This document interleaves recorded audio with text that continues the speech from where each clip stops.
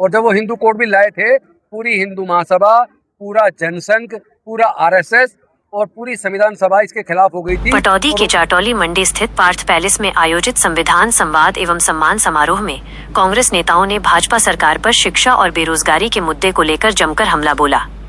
कार्यक्रम नव निर्वाचित राज्यसभा सांसद कर्मवीर बौद्ध और एनएसयूआई राष्ट्रीय अध्यक्ष विनोद जाखड़ के सम्मान में आयोजित किया गया था, जिसमें बड़ी संख्या में लोगों ने भाग लिया।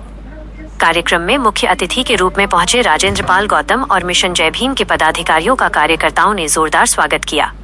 मंच पर पहुंचते ही नेताओं ने भारत रत्न बाबा साहब डॉक्टर भीमराव अंबेडकर के चित्र पर पुष्प अर्पित कर उन्हें नमन किया। इस दौरान जय भीम और बाबा साहब अमर रहें के नारों से पूरा हाल गूंज उठा। कार्यक्रम में महिलाओं और युवाओं की अच्छी खासी मौजूदगी देखने को मिली।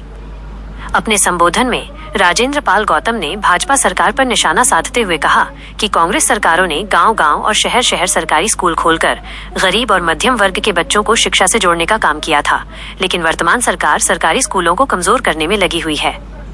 उन्होंने कहा कि शिक्षा व्यवस्था प्रभावित होने से गरीब परिवारों के बच्चों का भविष्य खतरे में पड़ रहा है। उन्होंने बेरोजगारी को लेकर भी सरकार को घेरा। गौतम ने कहा कि आज पढ़ा लिखा नौजवान रोजगार के लिए भटक रहा है, लेकिन सरकार युवाओं को रोजगार देने के बजाय सिर्फ बड़े बड़े दावे कर रही है। उन्होंने संविधान और सामाजिक न्याय की रक्षा के लिए लोगों से एकजुट होने की अपील भी की। कार्यक्रम के दौरान राज्यसभा सांसद कर्मवीर बौद्ध और विनोद जाखड़ को फूल मालाएं पहनाकर और स्मृति चिन्ह देकर सम्मानित किया गया। वक्ताओं ने संविधान की मूल भावना को बचाने, सामाजिक समानता को मजबूत करने और शिक्षा के अधिकार को सुरक्षित रखने की बात कही। इस मौके पर कांग्रेस और मिशन जय भीम से जुड़े कई पदाधिकारी, सामाजिक कार्यकर्ता, युवा और बड़ी संख्या में स्थानीय लोग मौजूद रहे। पत्रकारों से बातचीत के दौरान नेताओं ने शिक्षा, बेरोजगारी और संविधान से जुड़े मुद्दों पर अपनी बात खुलकर रखी। सुनिए, पत्रकारों से बातचीत में उन्होंने क्या कहा। आपने कहा कि भारत संविधान लागू हुआ, उसके बाद ही विधवा पुनर्विवाह का अधिकार बाबा साहब ने, लेकिन ये अधिकार तो 1856 में अंग्रेजों के टाइम में दे दिया गया।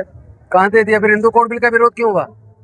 जब doctor Baba Saheb Ambedkar Hindu code bill लाए, जिसमें वो विधवाओं को दूसरी शादी करने का अधिकार, पति जालिम और क्रूर है तो उसे तलाक लेने का अधिकार, पति अगर पत्नी को छोड़ दे, बच्चों को छोड़ दे तो गुजारा भत्ता लेने का अधिकार, और पति पिता की संपत्ति में अधिकार का जब Hindu code bill doctor Baba Saheb Ambedkar लेकर आए, तो उनका हिंदू कोड बिल का पूरी संविधान सभा ने इतना सशक्त विरोध किया कि कृपाति महाराज को हिंदू महासभा ने आगे कर दिया, पूरा आंदोलन उनके हाथ में दे दिया।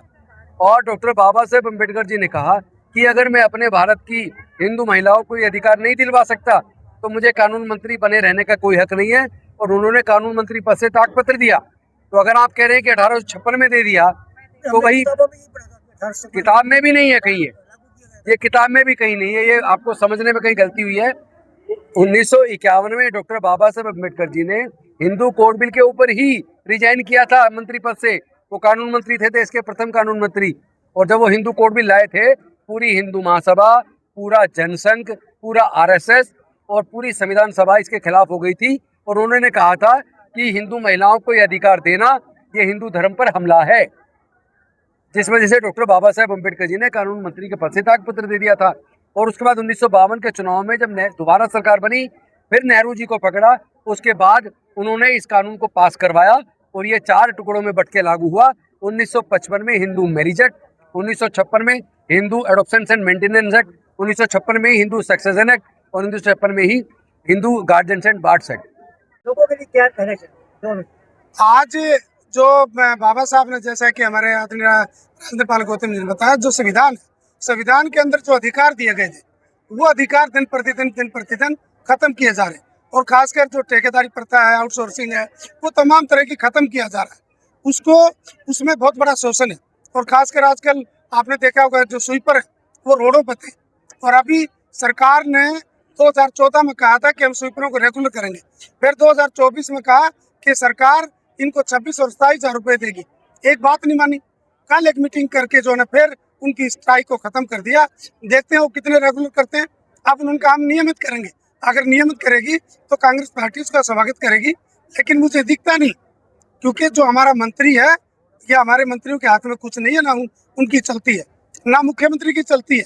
कहने को ओबीसी है, शुद्र है, लेकिन एक भी योजना शेड्यूल कास्ट बैकवर्ड क्लास के लिए हरियाणा में नहीं बनी, इवन सारी योजनाओं का धराशायी किया जा रहा है, खत्म किया जा रहा है और आरक्षण खत्म किया जा रहा है। एक अंतिम प्रश्न, राज्यसभा में पहुंचने के बाद आपकी क्या प्राथमिकता है?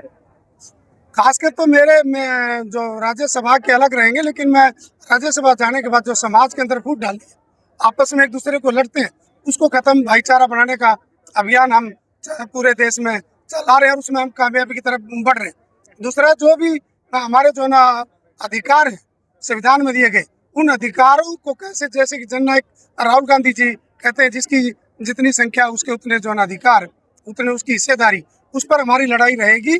और वहाँ किसी के ऊपर भी कोई भी एट्रोसिटी होगी या कोई भी अधिकार खत्म होगा, हम राज्यसभा में बड़ी मजबूती से उन बातों को उठाने का काम करेंगे। Thank you sir. मैं मुकेश पवन चौधरी, आज यहाँ पे इस सम्मान संविधान समारोह था, उसके अंदर सभी महिलाएं, जो भी हमारी पटौदी क्षेत्र से जो भी महिलाएं पहुंची हैं, जो पदाधिकारी, जो नए पदाधिकारी बने हैं, उन सभी का सम्मान किया है। और इस समारोह की जो शोभा बढ़ाने के लिए हमारी बहनों ने हमारा सहयोग किया है, मैं उन सभी का बहुत बहुत तहे दिल से धन्यवाद करती हूँ। और हमारे बीच में सांसद करमवीर बौद्ध जी और गौतम जी, जो हमारे राष्ट्र अध्यक्ष एससी सेल के आए हैं, मैं उनका भी बहुत बहुत धन्यवाद करती हूँ, जो कि उन्होंने हमें संविधान के बारे में बताया, हमारा मार्गदर्शन किया। इन सभी के सहयोग से आज कार्यक्रम सफल बना है। मेरे छायाकार बंधुओं से धन्यवाद करती हूँ, जिन्होंने इस कार्यक्रम को आगे बढ़ाया, और सभी को धन्यवाद है जो भी इस प्रोग्राम में पहुंचे।